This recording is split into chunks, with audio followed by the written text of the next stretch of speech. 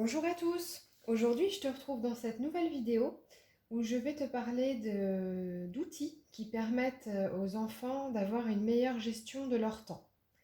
Donc pense à t'abonner à la chaîne Je partage et au blog dans lequel tu retrouveras des tutos créatifs et des articles sur la parentalité positive. Voilà, donc je te présente ces deux outils. Donc le premier, c'est le Time Timer. Donc il est vraiment très pratique parce qu'il permet à l'enfant d'avoir un repère visuel du temps en général. Donc c'est vrai que les enfants n'ont pas du tout les mêmes repères du temps que les adultes. Donc c'est une notion qu'ils acquièrent assez tard, hein. À partir de 6 ans, ils commencent à avoir une idée plus concrète du temps, mais ce n'est pas encore acquis du tout. Donc c'est un outil qui peut servir vraiment de longues années. Voilà, donc celui-ci, par exemple, va te permettre d'éviter des crises. Parce que c'est vrai que si tu dis d'un seul coup à l'enfant, bon, bah, dans 5 minutes, on s'en va, l'enfant, lui, n'a pas du tout notion de ce que représentent ces 5 minutes. Donc ça va être très compliqué pour lui, surtout s'il est en train de jouer ou être occupé à faire quelque chose. Il va se sentir vraiment coupé dans son jeu, dans ce qu'il fait. Et ça va être très compliqué, ça pourra engendrer une crise. Donc c'est vrai que cet outil, ça va aider l'enfant à vraiment avoir un repère visuel sur le temps qui lui reste avant de faire la chose, enfin voilà, de partir ou de faire une activité, ou voilà ce que tu as prévu.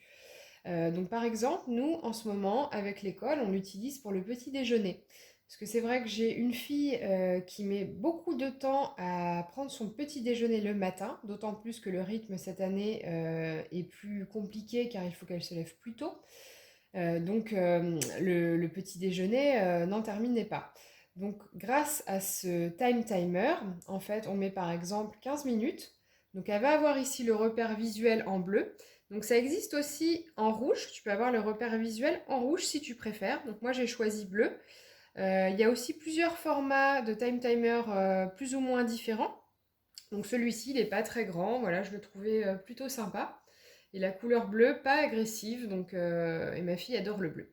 Voilà, donc par exemple, on va mettre ici sur 15 minutes. Et au fur et à mesure du temps, donc ça va s'écouler, voilà, comme ceci, tout seul.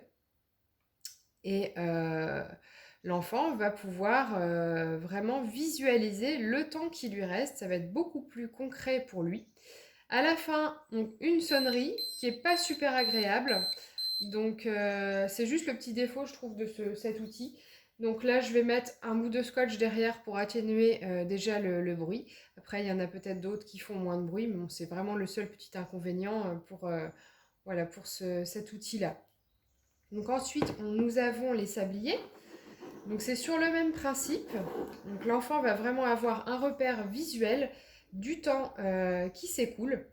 Donc tu peux, alors chaque sablier en fait a une durée de temps différente. Donc par exemple tu vas avoir 2 minutes, 3 minutes, 1 minute, 10 minutes, 30 secondes, 5 minutes.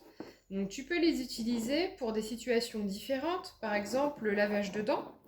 Donc nous on utilise le 2 minutes, voilà elle est encore petite donc quand elle fait ses dents vraiment toute seule, qu'elle va en autonomie se laver les dents, elle utilise le 2 minutes.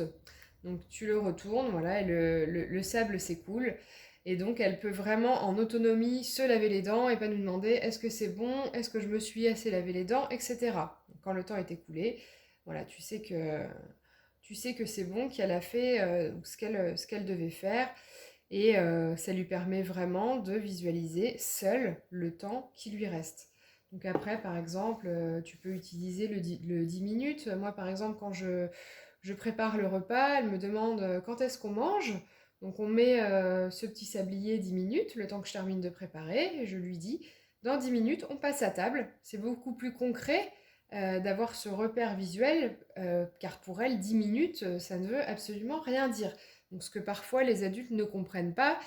Et donc on s'étonne que l'enfant rentre en crise parce qu'il faut partir. Mais c'est tout simplement, c'est pas que l'enfant veut en fait affronter ses parents ou fait des crises facilement.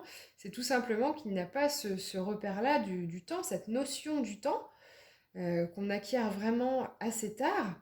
Et donc, grâce à ceci, on peut éviter pas mal de crises. Donc, c'est plutôt sympa comme outil. Tu as aussi le petit minuteur de cuisine, hein, de basique. Tu peux aussi l'utiliser, mais il n'y aura pas le repère visuel. Donc, ce qui est intéressant vraiment, ce sont les repères visuels que l'enfant visualise le temps qui lui reste avant de faire la chose en question. Voilà. Alors les enseignants les utilisent aussi, hein, donc c'est très utilisé dans le système scolaire, dans les écoles aussi Montessori. Donc c'est vrai qu'on peut les utiliser dans des situations différentes pour pas mal de choses. Donc c'est assez pratique. Celui-ci, moi je l'ai payé 20 €. Et les petits sabliers, en fait, c'est un lot de plusieurs sabliers que tu reçois.